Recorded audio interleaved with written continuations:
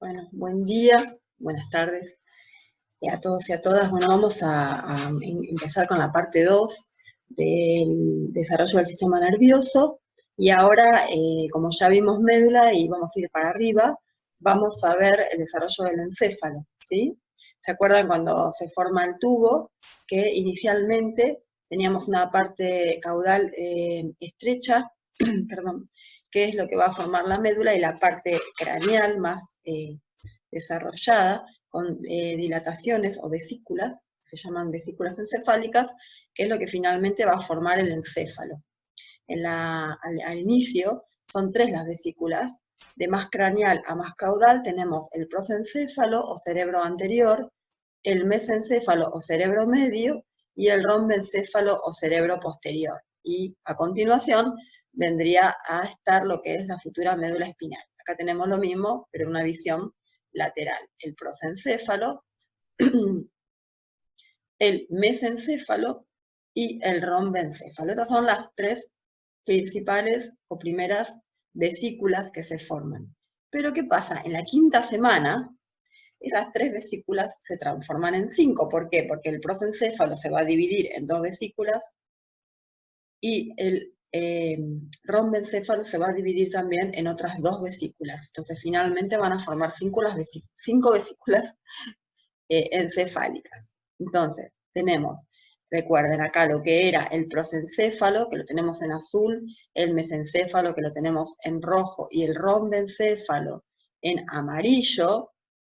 Una cosa que no les dije es que estas 3 vesículas inicialmente tienen 2 pliegues, un pliegue cefálico a nivel del mesencéfalo y un pliegue cervical, que es el límite perdón, tengo acá una gata, es el límite entre el rombencéfalo y la médula, ¿sí? Esos son los 2 pliegues que tienen inicialmente las vesículas. Entonces, ¿qué pasa? En la quinta semana, esas 3 vesículas se convierten en 5, que son las siguientes. El prosencéfalo se va a dividir en telencéfalo, que es la parte más craneal, que es esta que está en azul más clarito. El telencéfalo es lo más craneal y es lo que va a formar básicamente los hemisferios cerebrales, básicamente. Y la parte interna va a formar los ventrículos. Entonces, ahora lo vamos a ver, las cavidades ventriculares. Después, también va a formar el diencéfalo, que es esta en azul Francia. ¿Sí? El diencéfalo también va a formar un montón de estructuras, pero eso lo vamos a ir viendo cuando empecemos a ver los derivados de cada vesícula. Entonces, recuerden, el prosencéfalo se divide en telencéfalo y diencéfalo. El mesencéfalo va a quedar sin dividirse, acá lo vemos. Y por último, lo que era el rombencéfalo se va a dividir en el metencéfalo, que es este naranja oscuro, que va a formar el puente y el cerebelo, y el mielencéfalo, que es este que está de color rosa, que va a formar el bulbo raquídeo o la médula oblongada. ¿Sí? Acá tenemos finalmente las estructuras desarrolladas para que vean dónde quedan anatómicamente ubicadas finalmente. Esto, que son los hemisferios cerebrales, es lo que era el telencéfalo. Acá tenemos en celeste y lo que es el diencéfalo, que va a formar, bueno, ahora lo vamos a ver, va a formar parte de la hipófisis, la copa y el tallo ópticos, que van a ser la retina y el nervio óptico, el hipotálamo, el tálamo y el cuerpo pineal, glándula pineal o epífisis. Después tenemos el mesencéfalo, que lo vemos acá en rojo. Después teníamos acá el metencéfalo, que quedaba en naranja oscuro, ¿ven cómo queda ubicado finalmente? Y por debajo el mielencéfalo, para que vean cómo finalmente quedan las estructuras ubicadas, cómo quedan ubicadas. Más, resumiendo, las vesículas primarias, que son prosencéfalo, mesencéfalo y rombencéfalo, en la quinta semana se transforman en vesículas secundarias, que son 5. El prosencéfalo se divide en telencéfalo y diencéfalo, el mesencéfalo queda sin dividirse, y el rombencéfalo se divide en metencéfalo y en mielencéfalo. El metencéfalo va a formar el puente y el cerebelo, y el mielencéfalo el bulbo raquídeo. bueno, los derivados de cada uno lo vamos a ir viendo paso a paso. Entonces, lo que finalmente queda formado del encéfalo, que es todo este tejido nervioso que queda protegido por el cráneo, ¿sí? El macizo facial y la calota. Entonces, lo que va a ocurrir es que va a quedar lo que también una manera que tenemos de clasificar el encéfalo es en tronco encefálico y centros superiores.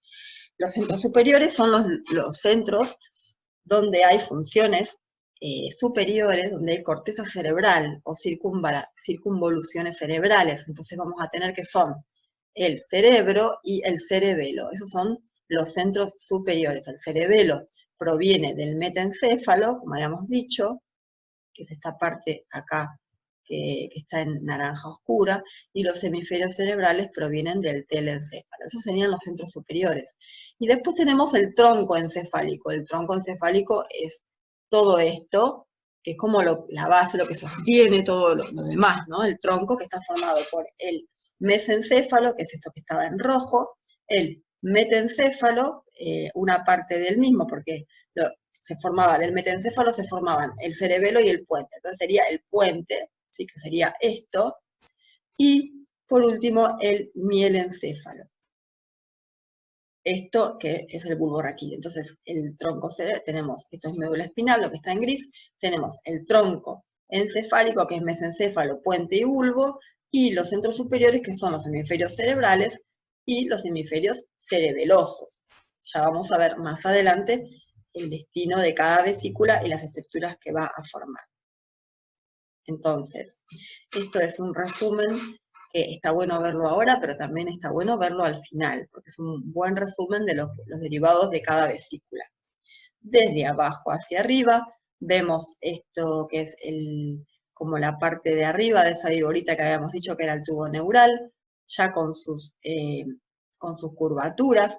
Tenemos esto que no les dije, pero es el istmo rombencefálico, que es un surco profundo que separa el mesencéfalo del metencéfalo, ¿sí? Este es el istmo rombencefálico.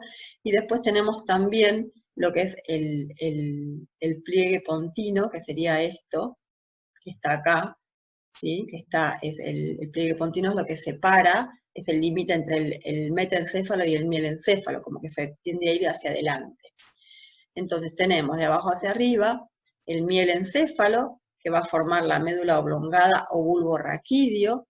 Tenemos el metaencéfalo, que va a formar el puente y el cerebelo. Perdón. Tenemos el mesencéfalo, que va a formar los colículos anteriores y posteriores. Eso no se preocupen, que lo vamos a ver más adelante. Y fíjense acá que también dice acueducto cerebral de Silvio. ¿Qué será esto? Ahora vamos a verlo.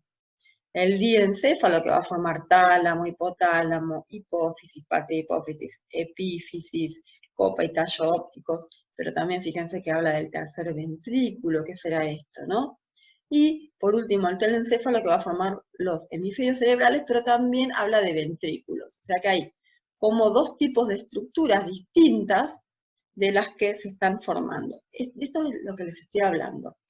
Cuando tenemos el tubo neural, tenemos una pared, como veíamos en la médula espinal, que había una pared de células, pero también teníamos un canal central, ¿recuerdan?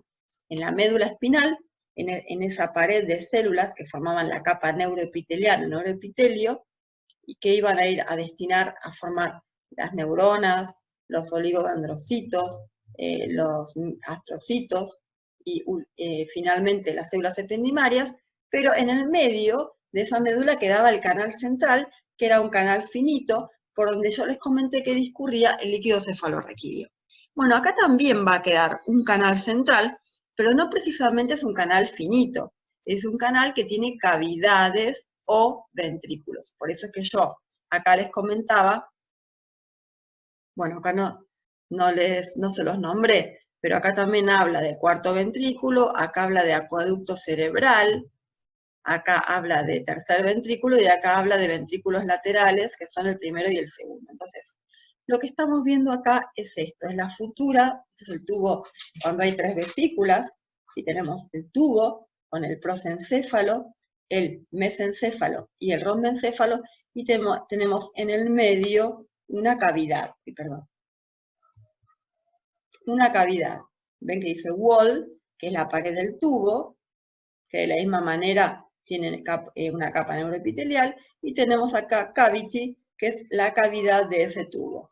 Cuando ese tubo en la quinta semana se convierte en 5 vesículas, ¿sí? Ya tenemos una forma y una configuración distinta. Fíjense cómo el telencéfalo, recuerden que nosotros tenemos como dos mitades iguales de hemisferios, sin embargo, tienen funciones diferentes. Pero entonces se van a formar dos vesículas, una a cada lado, ¿sí? En este telencéfalo, inicialmente. Acá tenemos el diencéfalo, es decir, este prosencéfalo se dividió en telencéfalo y diencéfalo. Después el mesencéfalo, recordemos que quedaba sin dividirse, y por último lo que era el rombencéfalo se dividía en metencéfalo y en mielencéfalo, y por debajo quedaba la médula espinal. Ahora, ¿qué pasa con la pared de este tubo? Como les había comentado, de la pared del tubo derivan los hemisferios cerebrales, de la pared del diencéfalo van a derivar el tálamo, el hipotálamo, la parte de la hipófisis, la epífisis, la copa y el tallo ópticos. De la pared del mesencéfalo se va a formar, bueno, los colículos anteriores y posteriores, entre otras estructuras que las vamos a ver más adelante. De la pared del metencéfalo se va a formar el puente y el cerebelo. De la pared del mielencéfalo se va a formar la médula oblongada o bulbo raquídeo. Pero ¿qué pasa con las cavidades? ¿Qué van a formar esas cavidades? Las cavidades del telencéfalo van a formar los ventrículos laterales, o primer y segundo ventrículo se llaman. La cavidad del diencéfalo va a formar el tercer ventrículo. La cavidad del mesencéfalo va a formar el acueducto de Silvio. La cavidad tanto del metencéfalo como del mielencéfalo van a formar el cuarto ventrículo. Acá. Fíjense, estas son las cavidades de las que les estoy hablando. Estas son solo cavidades. Fíjense. Tenemos por arriba, en celeste, los ventrículos laterales. Tenemos los agujeros de Monro que están en turquesa, que conectan los ventrículos laterales con el tercer ventrículo, que es el que tenemos en color amarillo. Tenemos el acueducto de Silvio en rojo, que es el tercer mesencéfalo, y tenemos en color lila, que es el cuarto ventrículo. Por debajo viene el canal medular. Vamos a empezar entonces de abajo para arriba, entonces vamos a empezar por el rombencéfalo, ¿sí? Vamos a ver de esas dos vesículas que se forman, que son el metencéfalo y el mielencéfalo, también los derivados, ¿sí? Entonces acá tenemos una vista lateral de las 5 vesículas encefálicas, ¿sí? Tenemos en la parte más craneal el telencéfalo, que está formado de los hemisferios, ¿sí? Acá. Fíjense cómo está saliendo el bulbo olfativo. Esto es el primer nervio craneal. Hay 12 pares de nervios craneales, son 12 pares porque sale uno a cada lado, y son 12 pares craneales, nervios, ¿sí? Que tenemos tanto nervios motores como nervios sensoriales, como el nervio auditivo, o como también que es el nervio olfatorio, que es el primer nervio craneal, que es una extensión directamente del telencéfalo, ¿sí? Entonces después tenemos, a continuación, como habíamos dicho, el diencéfalo, que sería todo esto. Acá está marcando la región hipotalámica. Hipo es abajo, epi es arriba, o sea, la parte de abajo, ¿sí? Después tenemos acá el mesencéfalo, Y acá vienen lo que vamos a empezar a hablar ahora, que es todo lo que es rombencéfalo, que sería, por un lado, el metencéfalo, que sería lo que se extiende entre el pliegue pontino y el istmo rombencefálico. ¿Se acuerdan que había un pliegue, que era el pliegue pontino, que separaba el metencéfalo del mielencéfalo, que es este de acá? ¿Sí? Fíjense cómo se acoda, ¿sí? Se acoda esa heborita, ¿sí? Hacia adelante, ¿sí? Así, entonces se forma lo que es el pliegue pontino o del puente. Entonces, y después teníamos esto, que era el istmo rombencefálico, que separaba el metencéfalo del mesencéfalo. Entonces, lo que se encuentra entre el istmo rombencefálico y el pliegue pontino se llama metencéfalo.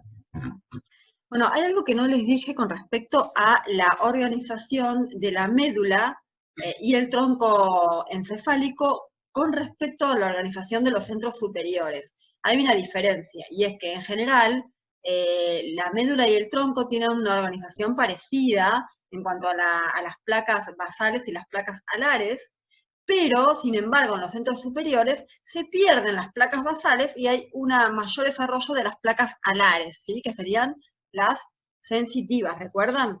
Bueno, esa es una diferencia importante con respecto a, ay, perdón, la diferencia entre el tronco encefálico y la médula y los centros superiores. Esto que vemos acá, vamos a arrancar con el mielencéfalo, esto que vemos acá no existe en realidad, sin embargo es una explicación del mecanismo que se produce en el mielencéfalo con respecto a la diferencia en la estructura de la médula. Es decir, ¿qué va a pasar? Teníamos, ¿se acuerdan? En la médula, bueno, por más que es un dibujo, esto es como un proceso que va a estar ocurriendo en el mielencéfalo, pero recuerden que en la médula tenemos un canal central más pequeño y tenemos una parte dorsal donde están las astas sensitivas o placas alares, ¿sí? Y tenemos una parte ventral, motora, que es el asta motora, que son las placas basales. Y por fuera teníamos la capa marginal formada por fibras nerviosas. Después teníamos la placa del techo, que era la porción media de la pared posterior, y la placa del piso, que era la porción media de la, digamos, pared anterior de la médula. ¿Qué va a pasar entonces? A diferencia de la médula, en el mielencéfalo se van a abrir, se van a separar las dos placas alares. ¿Ven estas dos flechas? Están indicando que las placas alares se empiezan a separar una de la otra y empiezan a, con esa separación estiran la placa del techo, formando una tela que es esta, ¿sí? Que es la pared posterior del cuarto ventrículo. ¿Recuerdan que les había dicho que el cuarto ventrículo estaba formado tanto por el mielencéfalo como por el metencéfalo? Entonces en el mielencéfalo ya se empieza a formar la parte inferior del cuarto ventrículo. Y como acá vemos, las placas alares se abrieron, ¿sí? Es una eversión de las placas alares, de tal manera que nos queda así el bulbo raquídeo, ¿sí? Con el cuarto ventrículo formado, ¿sí? Y lo que es la placa del techo, muy diferente a lo que era en la médula, ¿se acuerdan? Bueno, es así como nos queda entonces en una sección transversal del mielencéfalo las placas basales y las placas alares con el surco limitante bien marcado, ¿sí? Entonces, ¿qué vemos?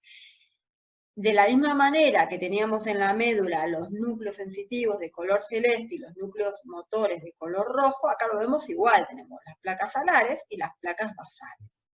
Entonces, acá, ¿qué había? Era sustancia gris, ¿se acuerdan? Entonces son cuerpos neuronales.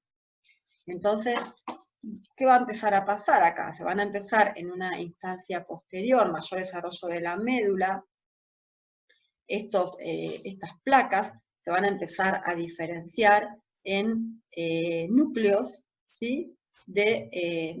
Núcleos de sustancia gris que van a adquirir diferente nombre de acuerdo a los cuerpos neuronales que van a formar. Por ejemplo, tenemos un núcleo interno o medial que se llama eferente somático, un núcleo medial intermedio, que es el eferente visceral especial, y un núcleo lateral o externo, que se llama eferente visceral general. Fíjense que los tres son eferentes. ¿Por qué son eferentes? Porque son núcleos motores, ¿sí? Eso es fácil. Ahora, somático significa que son, lo que es este grupo de neuronas somáticas, son puramente motoras voluntarias, ¿sí? Por ejemplo, acá en el mielencéfalo, en el bulbo, está saliendo el núcleo del 12º par craneal, que es el nervio hipogloso, que es el nervio que inerva la musculatura de la lengua, ¿sí? Este grupo eferente somático es un grupo que se extiende como un cordón que se extiende hasta el mesencéfalo, por lo tanto se llama columna eferente somática, ¿sí? O columna motora eferente somática. Después tenemos el grupo medial, que se llama eferente visceral especial. ¿Por qué? Porque son neuronas que van a ir a inervar los músculos estriados de los arcos faringios. Este grupo eferente visceral especial, como les dije, inerva los músculos estriados de los arcos faringios, y acá tenemos tres núcleos que son el 9, el 10 y el 11, o pares craneales, ¿sí? Que son el 9, que es el glosofaringio, el 10, que es el vago, y el 11, que es el nervio espinal o nervio accesorio, ¿sí? Después tenemos, por último, el eferente visceral general, que va a inervar, ¿sí? También es un nervio motor, obviamente, porque es eferente, pero va a inervar la musculatura involuntaria, ¿sí? Del aparato respiratorio, del aparato digestivo, de las glándulas salivales y del corazón. ¿Qué es esto de involuntario? Nosotros todavía no vimos el sistema nervioso autónomo, pero básicamente lo que es voluntario es lo que yo, desde mi conciencia, decido hacer. En cambio, lo involuntario es, por ejemplo, si yo voy andando en bicicleta por la calle y de repente me corre un perro para morderme, se va a desatar una reacción de huida, de pánico, de miedo en mi cuerpo a partir de esa situación, lo que va a desencadenar acciones en distintos órganos que yo no voy a decidir voluntariamente. Por ejemplo, el corazón se me va a salir por la boca, voy a tener una taquicardia terrible corriendo a ese perro, corriendo adelante de ese perro. Se me van a dilatar los bronquios, porque voy a necesitar más oxígeno, ¿no? Para esa huida, ¿sí? Voy a tener dilatación de los bronquios, se me van a dilatar también las pupilas para que pueda entrar más luz y yo pueda tener mejor visión. Esos son ejemplos de musculatura involuntaria, es decir, que yo no lo decido directamente, conscientemente, sino que se desatan, se desencadenan a partir de una situación o acontecimiento que sí lo hago, lo hago consciente, ¿sí? Pero no decido yo efectuar esas acciones en los órganos.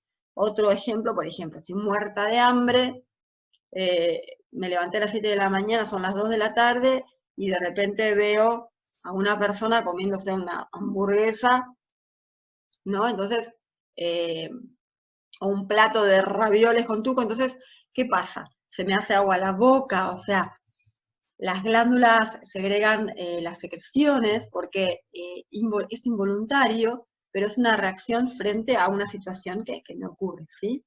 Eso es lo que es la inervación involuntaria, básicamente.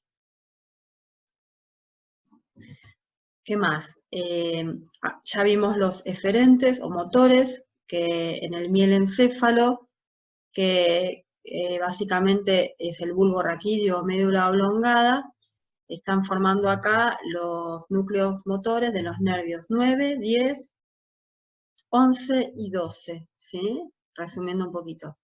Y desde las placas alares ocurre lo mismo. Fíjense que los núcleos se llaman igual. Aferente visceral general, en vez de eferente es aferente porque recibe estímulo, ¿sí? Es sensitivo.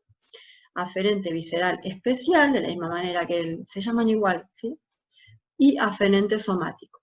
El aferente somático, que es el que está más afuera, es el que recibe la inervación sensitiva de tacto, de temperatura o de dolor de la faringe, ¿sí? Y este estímulo lo trae también el nervio glosofaríngeo, ¿sí?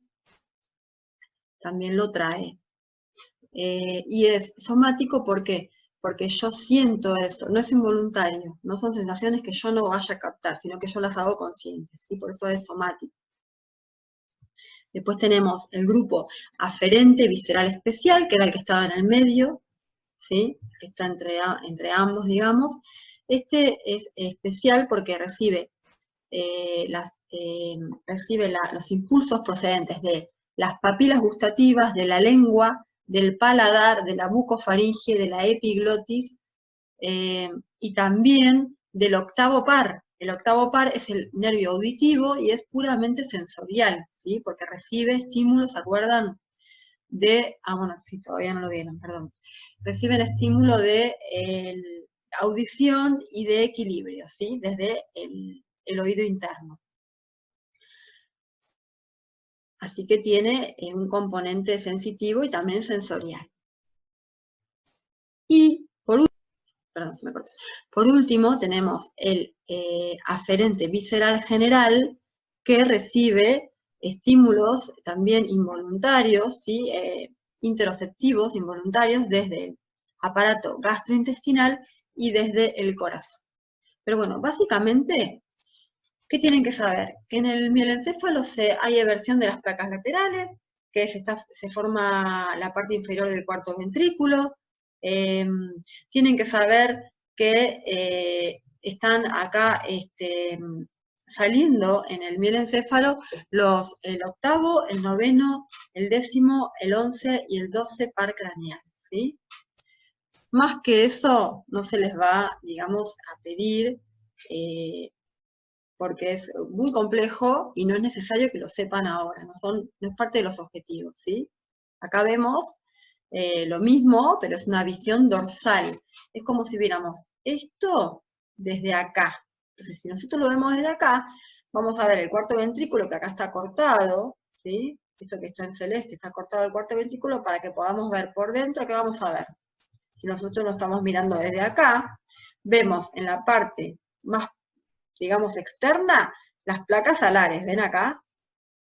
En la parte más externa, y atrás vamos a estar viendo las placas basales, que son estas, ¿sí? Acá tenemos el mesencéfalo, que todavía ni llegamos ahí, así que lo vamos a dejar sin decir nada. Acá tenemos también todo esto que es metencéfalo, que tampoco llegamos, así que lo único que quiero que sepan es esto, nada más, que simplemente desde, digamos, del pliegue pontino para abajo, ¿se acuerdan? Mielencéfalo, ¿sí?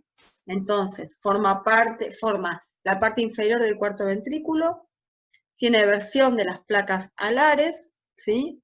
Y de allí salen o entran, ¿no? Se forman los núcleos o pares canales 8, 9, 10, 11 y 12, ¿sí? La placa del techo o pared del cuarto ventrículo, pared posterior, consta de una única capa de células ependimarias recubiertas por un mesénquimo vascular, que es la pía madre. ¿Se acuerdan que yo se las nombré? Teníamos la pía madre por dentro, lo que estaba más cerquita del tejido nervioso, después la aracnoides y por fuera la dura madre, que es la pared, la piel, la membrana más resistente, ¿no? La que estaba por fuera. Bueno, la combinación de ambas, de esta capa ependimaria y de la pía madre, se conoce como tela coroidea. Cuando en la tela coroidea se producen estos arbolitos o invaginaciones saculares que se proyectan hacia la luz de los ventrículos, se conocen como plexos coroideos. En los ventrículos laterales, los plexos coroideos producen líquido cefaloraquídeo, es decir, que toda esta cavidad no está, digamos, llena de aire, está llena de líquido cefaloraquídeo, ¿sí? Está bañado todo el canal, digamos, la parte interna de lo que era el tubo neural, con líquido cefaloraquídeo. Bueno, entonces vamos a ir subiendo un poco, ya vimos el mielencéfalo, Vamos a subir, ahora llegamos al metencéfalo. ¿Recuerdan esta visión dorsal que teníamos por arriba del mesencéfalo? Y habíamos visto todo lo que es del pliegue pontino para abajo, que era el mielencéfalo. Bueno, lo que queda en el medio, digamos, entre el istmo rombencefálico y el pliegue pontino, era el metencéfalo, que es todo esto, ¿sí? Fíjense cómo en la visión posterior sigue estando el cuarto ventrículo, ¿ven?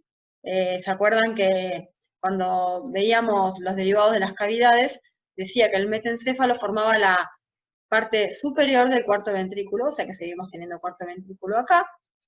Y fíjense también que acá, a diferencia de, es muy parecido al mielencéfalo, pero a diferencia del mismo, van a aparecer dos estructuras nuevas, que son por detrás, estos que son los labios rómbicos, que van a formar, ven que se ven acá en celeste, que van a formar finalmente el cerebelo. Recuerden que el metencéfalo forma el cerebelo y el puente, y por delante va a estar formando el puente. El puente básicamente son fibras nerviosas que conectan, es como una estación de paso que conecta las fibras desde los centros superiores hasta la médula, desde los centros cerebelosos también hacia los centros superiores o hacia la médula, ¿sí? Son todas fibras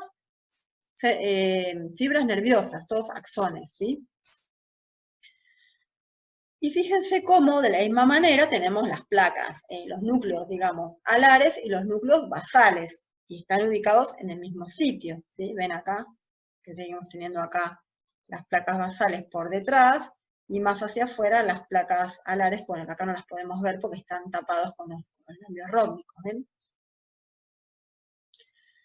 Fíjense acá que tenemos el núcleo, recuerden que todo lo rojo era motor o eferente, tenemos el grupo eferente somático en la línea media. ¿Se acuerdan que en el mielencéfalo el eferente somático formaba el hipogloso, el nervio hipogloso, que era motor, puramente motor? Este también es puramente motor, se llama motor ocular externo o abducens, que produce la abducción del globo ocular, ¿sí? Y también forma parte de esa columna que les dije, la columna eferente motora que va desde el mielencéfalo hasta el mesencéfalo. Después tenemos el grupo eferente visceral especial, que es el que está en el medio, ¿sí? Recuerden que todo esto es motor, o sea que está inervando, ¿sí? Los músculos, está inervando los núcleos estos, el trigémino, el 5 y el 7, que es el facial, que inerva la musculatura de los arcos faringios primero y segundo, ¿sí? Y por último tenemos el grupo eferente visceral general, que lo que hace este grupo es inervar las glándulas submandibular y sublingual, ¿sí? Puramente involuntario, ¿sí? Como les dije, la capa marginal de las placas basales, esta zona que forma parte del puente, son fibras de conexión desde los centros superiores, es decir, de los hemisferios cerebrales, o de la corteza hacia la médula, y también están conectados con el cerebelo. Y a la vez también tenemos acá los núcleos pontinos, que se originan en las placas alares, acá, ¿sí? Del metencéfalo y también del mielencéfalo. Eso es cómo está formado el puente. O sea que el puente está formado por fibras nerviosas y por los núcleos pontinos.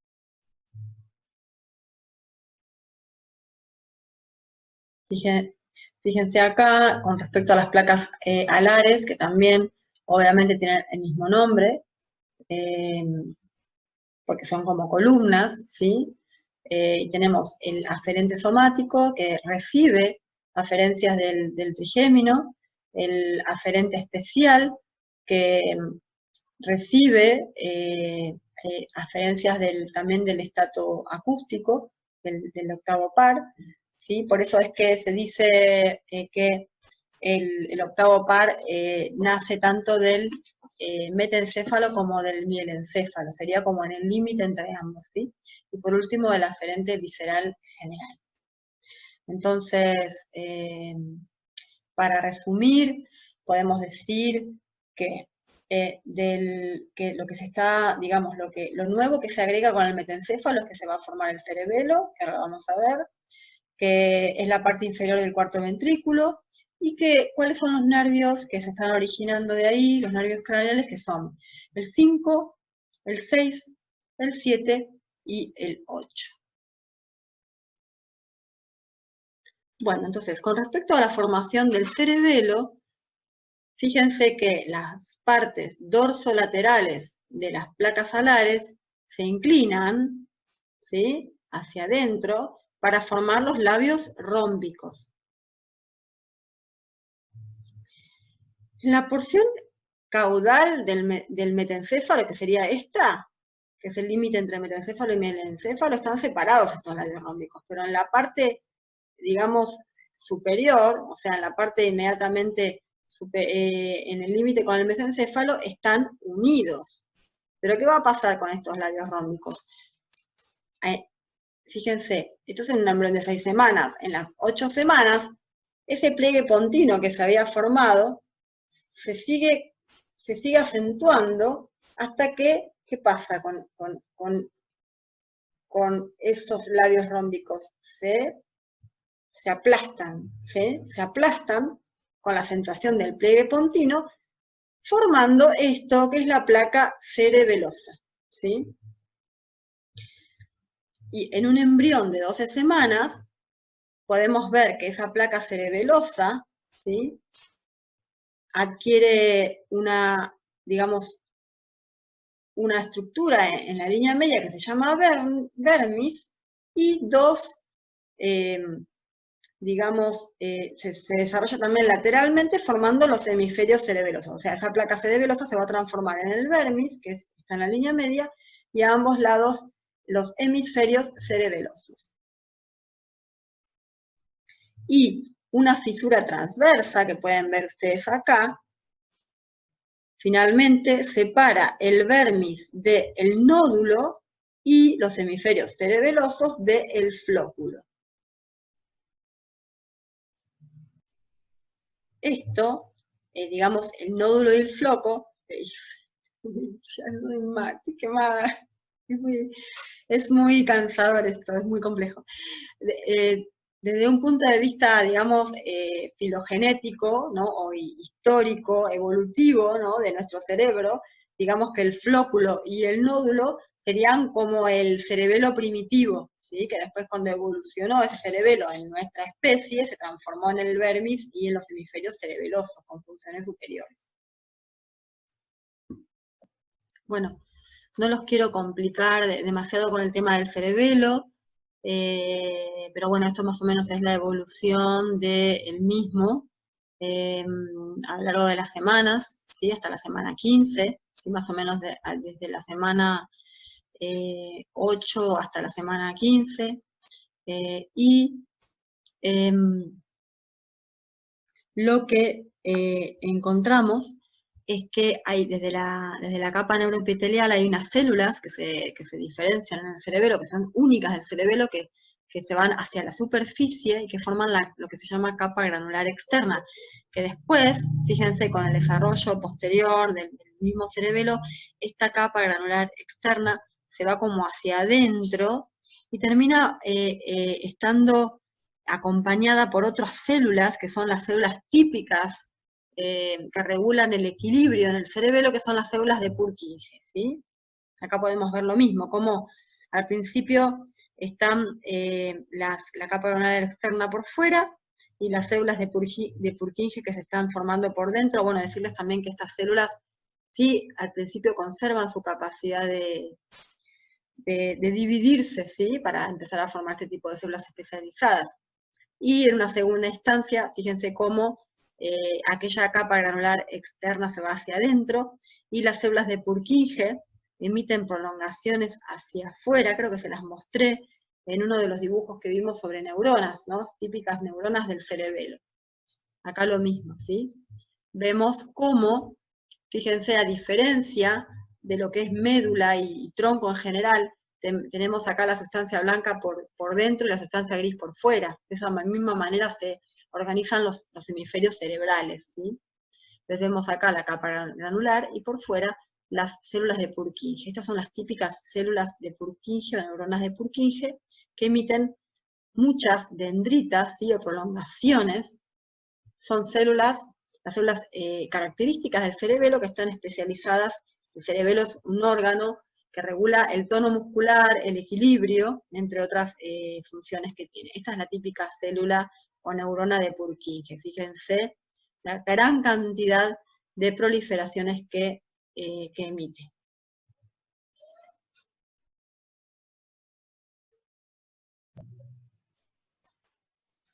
Lo mismo, acá vemos el vermis, ¿se acuerdan? El vermis que era la parte intermedia y los hemisferios cerebelosos. Fíjense la configuración típica que tiene. Y acá los podemos ver ya, digamos, formados junto con los hemisferios cerebrales. Recuerden que estas dos estructuras corresponden a los centros superiores, ¿sí? No al tronco encefálico, sino centros superiores. Bueno, vamos a ver entonces ahora, terminamos con el metaencéfalo, recuerden que forma el puente y el cerebelo, que también se mantienen las placas basales y las placas alares, y que allí se forman los núcleos 5, 6, 7 y 8. Ahora vemos acá, lo mismo que habíamos visto al principio, vamos subiendo, y entonces encontramos acá el mesencéfalo, que está ubicado entre el metaencéfalo y el diencéfalo. Entonces lo que vamos a encontrar, bueno, básicamente lo que está marcado en rojo, ¿sí? Que teníamos una pared y teníamos una cavidad. La cavidad del mesencéfalo es la que iba a formar el acueducto de Silvio, ¿sí? Y que va a formar, digamos, el tejido nervioso, ¿sí? La pared de eso. Fíjense cómo va a haber en un inicio solo dos, inicialmente se parece más, digamos, a lo que es la configuración de la médula, ya que tenemos un canal central, que es el acueducto de Silvio en este caso, que es el que conecta el cuarto ventrículo con el tercero, y por fuera tenemos, de la misma manera, en la región dorsal, como pasaba en la médula, tenemos las placas alares, y en la región ventral tenemos las placas basales o ventrales. Creo que, no sé si les dije bien acá, estas placas alares o dorsales, y por delante las placas basales o ventrales, que son las motoras.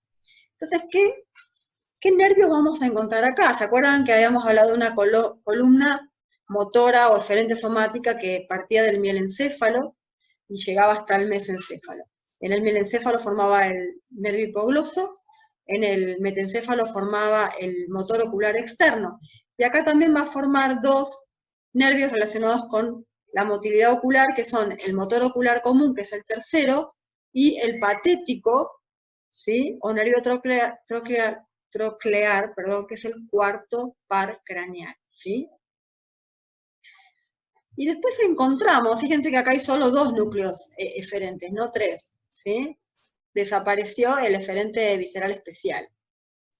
Tenemos ese eferente visceral, que este es un componente que lleva el tercer par, el motor ocular común, lleva un componente parasimpático que le permite, es el esfínter de la pupila, le permite cuando hay un estímulo, por ejemplo, de luz, que la pupila se adapte, ¿sí? a la misma, y acomodando, ¿sí? El tamaño de acuerdo al tamaño de la pupila, modula la cantidad de luz que va a entrar en el ojo, ¿sí? Se llama núcleo de Edinger-Westphal, es un núcleo parasimpático. Es decir, involuntario, obviamente, ¿sí? ¿Vieron cuando, no sé si lo habrán visto muchas veces, por más que todavía no lo vieron en medicina, que cuando hay un accidente, una persona que tiene un accidente, y que uno a veces va a investigar si tiene componente, si tiene lesión a nivel encefálico, muchas veces lo que se busca es, mediante una fuente de luz, una linterna en la pupila, ver si existe ese reflejo de acomodación. Si existe ese reflejo de acomodación, nos da la pauta de que no hay compromiso del encéfalo en esa persona. En cambio, cuando uno hace el estímulo con la luz y no se contrae esa pupila con este núcleo, el de Dinger-Westphal, significa que hay ya lesión, y es un signo grave, ¿sí? de mal pronóstico. Bueno, es lo que se puede a veces llamar como muerte encefálica, ¿no? Como que hay daño importante en el encéfalo y por eso ni siquiera está el reflejo fotomotor. Entonces fíjense que son el 3, el nervio 3 y el 4. Son esos dos los que origina el mesencéfalo. Y por otra parte tenemos en los núcleos alares o sensitivos, como les había comentado inicialmente, los folículos, ¿sí? Se forman dos folículos que se ven mejor en la vista posterior. A ver, creo que los habíamos visto acá, ¿bien? Folículo anterior o superior y folículo posterior o inferior, que pasé acá. El folículo anterior se encarga de, digamos, es un centro de correlación y reflejo de los impulsos visuales, se tiene que ver con los reflejos de la vista, y los posteriores tienen que ver con los reflejos auditivos, serían estaciones de conexión sináptica de los reflejos auditivos. Creo que eso es todo. Bueno, sí, luego también decirles que, digamos, la capa marginal de la parte basal, de la parte motora, forma los pies pedunculares, ¿sí? Que son básicamente también vías de axones, ¿sí? Que suben y bajan desde los centros superiores a los centros inferiores. Bueno, y nos quedaba la última vesícula, ¿sí? La correspondiente a la región más craneal, que era el prosencéfalo, que como habíamos comentado, se va a dividir en telencéfalo, que era la parte más craneal, que finalmente iba a dar origen a los hemisferios cerebrales, y el diencéfalo, que es el que está acá, bueno, medio oculto por los hemisferios, pero que se encuentra entre el telencéfalo y el mesencéfalo. Entonces ahora a continuación vamos a ver, como íbamos viendo desde abajo hacia arriba, vamos a ver cuáles son las estructuras que se van a formar en el diencéfalo. Acá, resumiendo, dice que forma la copa y el tallo ópticos, la hipófisis, el tálamo, el hipotálamo y la epífisis. Bueno, una cuestión importante y diferente con respecto a lo que veníamos viendo hasta ahora, es que acá en el diencéfalo ya vemos que carece de la placa basal y de la placa del suelo. Es decir, que el diencéfalo solamente va a tener dos placas alares y una placa del techo, ¿sí? Entonces ahora vamos a ver qué va a originar la placa del techo y que va a originar las placas alares, ¿sí? Vemos acá un corte longitudinal, ¿sí? En la línea media, estamos viendo la vista lateral de las vesículas encefálicas en un embrión de 7 semanas.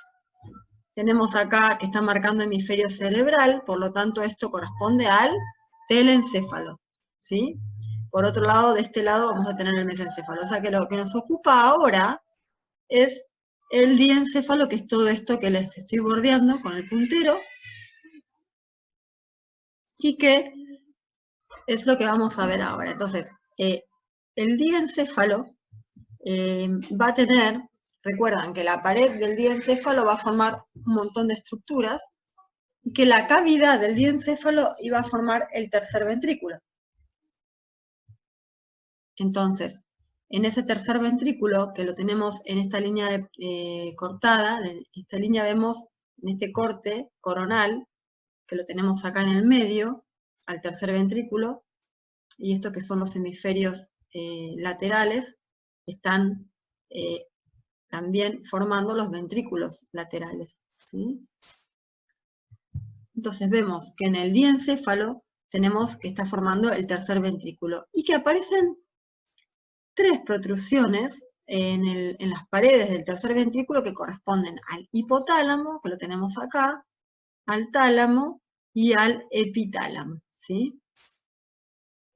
Estas son las estructuras típicas que se forman en el diencéfalo y corresponden, sobre todo estas dos, el hipotálamo y el tálamo a la placa alar. ¿Por qué? Porque el epitálamo, que en realidad se origina de la placa del techo, ¿sí? Es la parte caudal de la placa del techo que va a originar la epífisis o cuerpo o glándula pineal, también le llaman tercer ojo, está ubicado en el sexto chakra, es una glándula que regula, de acuerdo a la entrada de luz o de oscuridad, los ritmos endocrino y conductual, ¿sí? De nosotros. Entonces, luego también tenemos, fíjense lo que es la placa del techo, que también emite, ¿se acuerdan? Se formaba la tela coroidea, también está emitiendo esos arbolitos o evaginaciones vasculares que forman los plexos coroideos. Entonces, en este corte no se ve la glándula pineal porque está a este nivel, está adelante. En la parte de atrás de esta placa del techo va a salir la epífisis. Por otro lado, acá tenemos el hipotálamo, pero el tálamo no lo vemos porque el corte está por delante, ¿ven? Entonces, luego tenemos entre el hipotálamo y el tálamo un surco que se llama surco hipotalámico. Más cosas. En la parte, digamos, del hipotálamo, en la parte ventral del hipotálamo, van a salir también los cuerpos mamilares, que tienen forma de guisantes, y también en la parte, digamos, frontal, van a salir dos estructuras más. Una es el infundíbulo, que es lo que va a formar el tallo de la hipófisis y la neurohipófisis, ahora vamos a ver más adelante, y otra es el quiasma óptico, ¿sí? Va a formar el quiasma y también va a formar, obviamente, el tallo del nervio óptico y la copa, o sea, lo que va a formar la retina de los ojos. ¿Qué más les puedo mostrar? Bueno, acá se está empezando a formar el engrosamiento de la pineal, como les dije, en la parte caudal de la placa del techo. Por lo tanto, acá tenemos placa del techo y epífisis, que es todo esto, que va a formar en la parte caudal la pineal. Acá lo vemos en la placa del techo en un corte coronal, pero como es en la parte de adelante no se llega a ver la pineal. Después tenemos acá placa alar, tálamo e hipotálamo, que lo tenemos acá.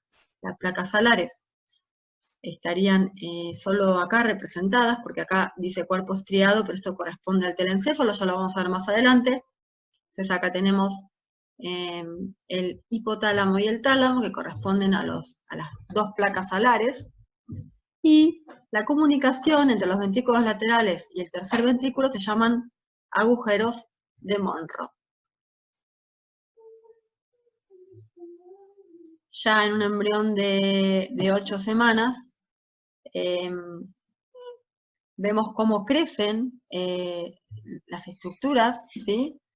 Crece sobre todo el tálamo a ambos lados y aproximadamente en el 70% de los casos de las personas se fusionan ambos, ¿sí? Ambos tálamos. Bueno, yo ya hice una pausa renovadora, como pueden observar, me di un baño y logré quedarme relativamente sola porque mi hija mayor está jugando al Among Us, así que ustedes habrán visto la transformación de mi cara desde que empecé la clase hasta que la iba llevando, así como remándose de leche, así que acá estoy otra vez, ¿no? Qué importante otra vez, me acuerdo Quería decir que me quedó pendiente de esta diapositiva, y para que no se enrosquen, que a veces por tratar de que lo entiendan, a veces parece que lo enroscara más. Recuerden, el diencéfalo solo tiene la placa del techo y dos placas alares, y que la placa del techo forma el techo del tercer ventrículo, que ahí también hay plexos coroideos, y que forma la parte caudal, la parte de atrás, la glándula pineal, ¿sí? Después que las placas alares forman el tálamo y el hipotálamo, básicamente, ¿sí? El tálamo y el hipotálamo. Y después hay otras estructuras que también se van a formar, pero derivadas de, por ejemplo, derivadas del hipotálamo, vamos a tener los cuerpos mamilares, el infundíbulo, que va a formar parte de la neurohipófisis, y el quiasma óptico, ¿sí? ¿Qué más? Creo que sepan más que eso no tiene sentido, ¿sí? Acuérdense que además de formar todas esas estructuras, la cavidad del tercer ventrículo, del encéfalo, perdón, forma el tercer ventrículo, ¿sí? Que está comunicado con los ventrículos laterales por los agujeros de Monro, que serían estos que están acá, ¿sí? Acá, agujero de Monro. Bueno, entonces ahora vamos a empezar vamos a terminar, bueno, vamos a ver hipófisis y ya terminamos con el telencéfalo. Bueno, entonces vamos a ver ahora cómo se forma la hipófisis. Como les había comentado, una parte de ella deriva del diencéfalo. El origen es ectodérmico, tiene un doble origen, ¿sí? Como pueden ver acá, tenemos dos colores. Esperen que me puse para anotar. Tenemos dos colores, un color rojo y un color celeste. Como veníamos viendo, en el diencéfalo, ¿se acuerdan? Salía el infundíbulo, o divertículo neurohipofisario, que sale de la parte inferior del diencéfalo, como si saliera de la parte ventral del hipotálamo, ¿no? Sale el infundíbulo. Pero por otro lado, más o menos aproximadamente en la tercera semana ya de vida, empieza a salir de la cavidad oral primitiva. ¿Recuerdan la cavidad oral? Originalmente la membrana bucofaringea estaba formada solo por ectodermo y endodermo. Bueno, una vez que se abre esa cavidad oral primitiva, que se contacta con el, digamos, ya es todo endodérmico, revestido por dentro, ¿no? Porque es la cavidad oral. Hay una parte de esa cavidad oral primitiva o estomodeo que sufre como una evaginación, se forma como una bolsita, es como si saliera adentro de la boca, y se va como para el lado del cerebro, digamos, ¿no? Es una bolsita que se llama bolsa de Rathke, y que a lo largo de todas esas semanas empieza a crecer hasta que más o menos al final del segundo mes se termina separando de la cavidad oral y se encuentra con el infundíbulo. Entonces acá ya se forma lo que es la glándula hipófisis, ¿sí? Que es esta glándula que tiene un componente endocrino, pero también tiene, le podemos decir que la hipófisis se divide en adenohipófisis o en la parte anterior de la hipófisis, que es la que, como les había comentado, tiene una función endocrina y libera hormonas en sangre que van a ir a tener sus receptores en distintos órganos blancos, como habíamos visto con la FSH o la LH también. Y después tenemos lo que es la parte posterior, el lóbulo posterior de la hipófisis, que también se le llama neurohipófisis, pero que tiene una comunicación más de tipo nerviosa, ¿sí?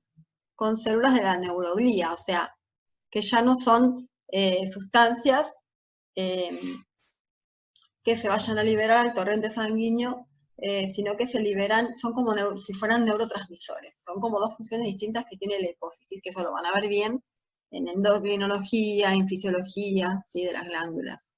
Pero bueno, lo que tienen que saber ustedes es que la bolsa de Rathke, ¿sí? Va a formar la adenohipófisis, que es el lóbulo anterior de la hipófisis, que fíjense que queda pintado de rojo. Va a formar también la parte tuberal de la hipófisis, que es esta que está color más oscuro, color ladrillo, y la parte intermedia o parte intermedia que no tiene ninguna significancia en los seres humanos, ¿sí? Pero eso es lo que forma básicamente lo que son originalmente lo que proviene de la bolsa de Rathke.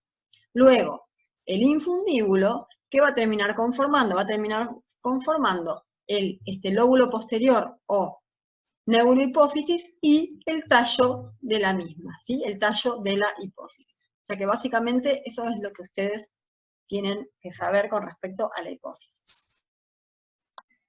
Bueno, y esto es como para resumir, ¿sí? Como a lo largo del proceso de desarrollo, la complejidad que va adquiriendo esas, en un inicio, 3 vesículas, ¿no?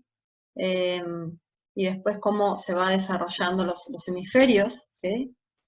Los hemisferios, y acá que tenemos el diencéfalo, vemos cómo están estas prominencias que hacen como que hacen luz, quieren hacer luz sobre el tercer ventrículo. ¿Ven acá?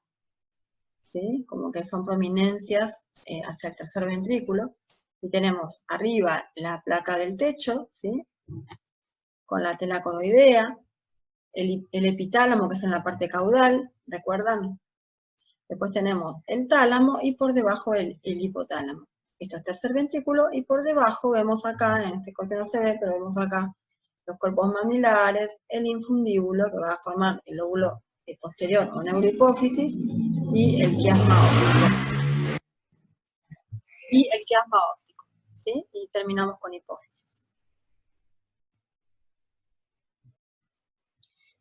Algo importante que no les dije es que el hipotálamo es una estructura muy importante, ya que controla muchas funciones viscerales, como las del sueño, la temperatura corporal, la conducta sexual, la conducta emocional, la digestión, ¿sí? Es un órgano muy importante.